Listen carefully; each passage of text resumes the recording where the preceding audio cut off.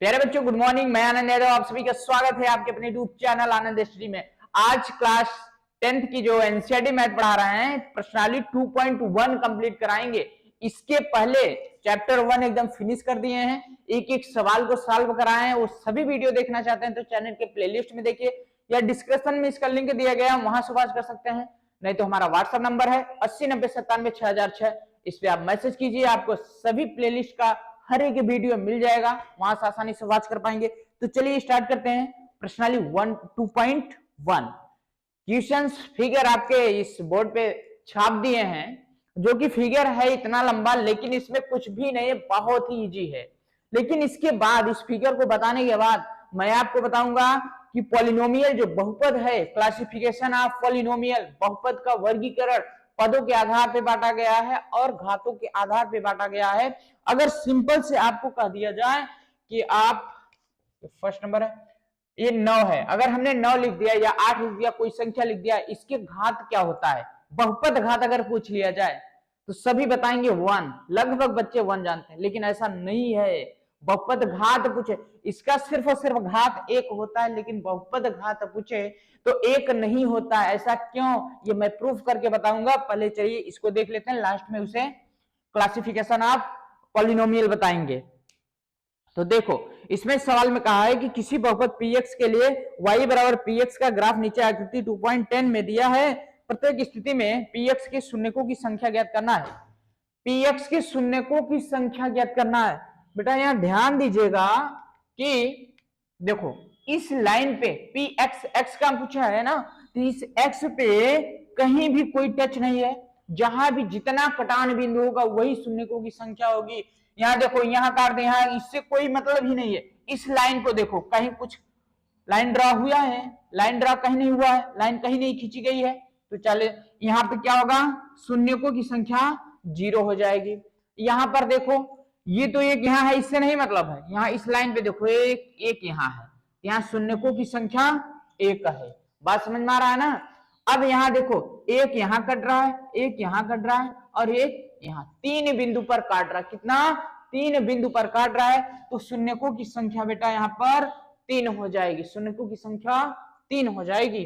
अब चौथे नंबर पे देखिए, यहाँ एक यहाँ और एक यहाँ, तो यहाँ शून्यकों की संख्या कितना हुआ, 2 हो गया। अब इस पे देखो, एक यहाँ काट रहा है, एक यहाँ काट रहा है, एक यहाँ और एक यहाँ, 1 2 3 4 शून्यकों की संख्या अगर पूछे तो शून्यकों की संख्या कितनी है, 4 है। अब कोई डाउट तो है नहीं। अब इसमें थोड़ा से आपको हो सकता है डाउट, क्योंकि यहाँ आके टच करके उड़ गया है। तो जहां टच करे सिंगल उसको माना जाता है। एक ये है, एक यहाँ छू लिया है और एक यहाँ टच किया है, तो 1 2 और एक ये 3। इसमें बहुपद की संख्या कितनी है, बहुपद के शून्यकों की संख्या कितनी है, 3 है। तो बात समझ में, इसमें 0, इसमें 1, इसमें 3, और इसमें 2, इसमें 4, इसमें 3। अब मैं आपको एक दे रहा हूं, और एक चीज ध्यान दीजिएगा कि इस लाइन YH पर ध्यान दीजिए, ये y डैश है, x डैश है, ठीक है। x अक्ष पर देखना है, y पे नहीं, x पे देखना है, y पे नहीं। y पे चाहे जितना कटान बिंदु हो, चाहे जितने पॉइंट पर टच करता हो, उससे मतलब नहीं है। सिर्फ आपको देखना है x अक्ष पर कितने पॉइंट पे टच कर रहा है, वही शून्यकों की संख्या होगी। अब आपको हम एक होमवर्क के लिए दे रहे हैं, कमेंट में इसका बताइएगा शून्यकों की संख्या कितनी है इसमें, ठीक है। चलिए,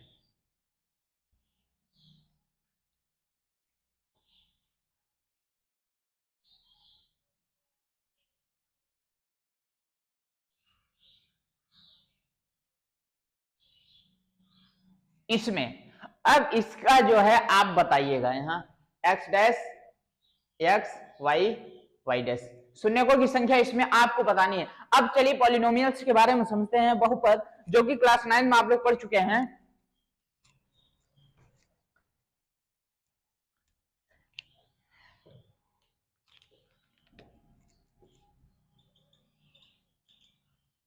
पॉलिनोमियल ये होता है बहुपद,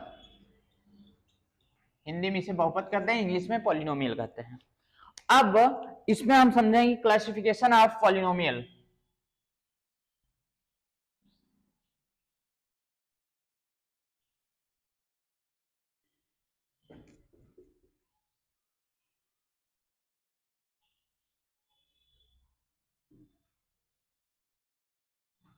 क्लासिफिकेशन ऑफ पॉलिनोमियल, बहुपद का वर्गीकरण, बहुपद का वर्गीकरण। ठीक, बहुपद का वर्गीकरण में समझेंगे कि बहुपद को देखिए दो तरीके से बांटा गया है, एक पदों के अनुसार, एक घातों के अनुसार। जो बहुपद है, बहुपद को इसे दो तरीके से, क्या, दो तरीके से, एक तो घात और एक क्या है, पद। अब पद में हम देखेंगे कि इसमें अगर हमने लिख दिया जैसे जीरो,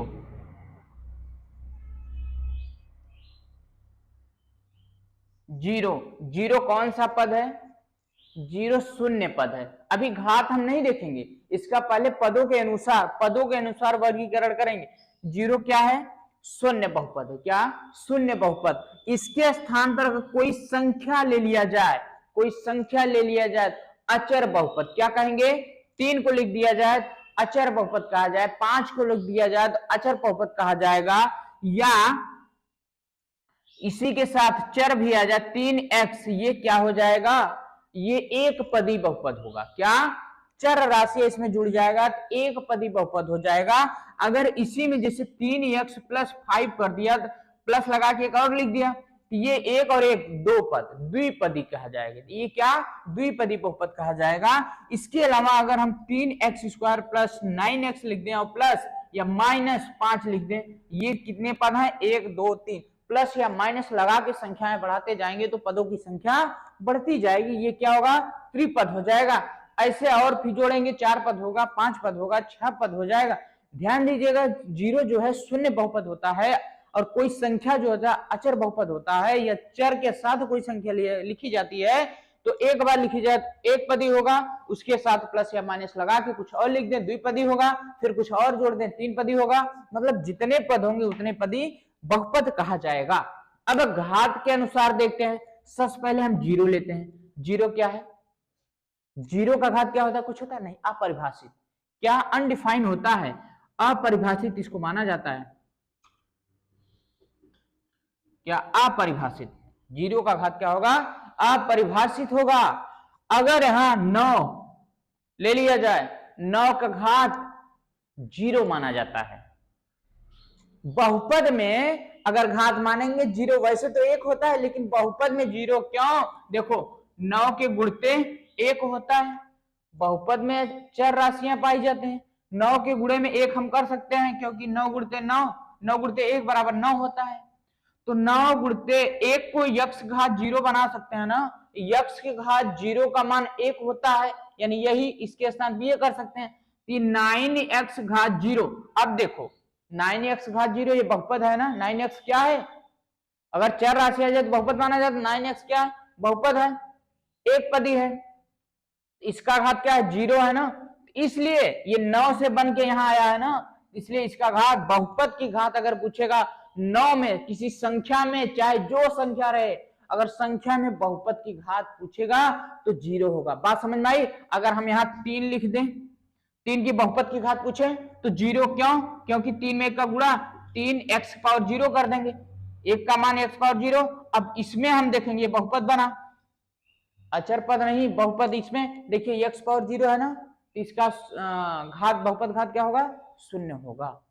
अगर यही हम ऐसे लिखें 3x, तो x घात 0 तो है नहीं, 1 छुपा रहता है, 3 की घात x है तो उसका बहुपद घात क्या होगा, 1 होगा। और एक बात ध्यान दीजिएगा, मैक्सिमम अधिकतम घात जो होता है वही बहुपद की घात होती है। तो ये क्या है, इसका बहुपद की घात 0 होगा, ध्यान दीजिए 0 होगा। और ये क्या होगा, अचर बहुपद होगा, अचर बहुपद होगा। और 3x प्लस अगर 5 लिख दें, 3x साथ कोई संख्या जोड़ दें जिसका घात सिर्फ 1 रहे, जिसका घात सिर्फ यहाँ 1 घात है ना, बहुपद की घात 1 है, ये रैखिक बहुपद कहलाता है। ये क्या कहलाता है, रैखिक बहुपद। बेटा ध्यान दीजिए, 0 का घात अपरिभाषित होता है बहुपद में, कोई संख्या का घात 0 होता है बहुपद में। बहुपद की घात अगर संख्या का पूछे 0 होता है, 0 होता है। अगर यहाँ जिसका घात 1 रहे वो रैखिक बहुपद कहलाता है। अगर यही 3x² + 5x लिख दें, ये क्या होगा, इसकी घात क्या हो जाएगी, 2 हो जाएगा, द्विघाती बहुपद होगा, इसकी घात 2 हो जाएगी। अगर हम यहाँ लिख दें 3x² + 5x घात 3 + 5, तो इसमें सबसे अधिकतम जो घात होगी वही बहुपद घात होगा। इसको आरोही क्रम में बना लेंगे। ये घात कितनी है, इसकी 3 है, तो इसका बहुपद घात 3 माना जाएगी, ना कि 2। तो सबसे बड़ी जो घात होगी वही बहुपद घात मानी जाती है। और एक बात ध्यान दीजिएगा, कोई भी संख्या उसके घात 0 होती है, बहुपद घात 0 होता है, और 0 का बहुपद घात अपरिभाषित होता है। और कोई संख्या ऐसे बहुपद दिया रहेगा तो उसमें जो अधिकतम घात होगा वही बहुपद घात होगा। प्यारे बच्चों, उम्मीद है कि आपको अच्छे से समझ में आया तो वीडियो लाइक कीजिए, लाइक करके अपने सभी दोस्तों में फैला दीजिए, सबको बता दीजिए आनंद स्टडी चैनल के बारे में। सिलेबस बहुत ही जल्द खत्म होने वाला है, चैनल मतलब एग्जाम से पहले सिलेबस कंप्लीट करा दिया जाएगा। चलिए मिलेंगे नेक्स्ट वीडियो में, धन्यवाद।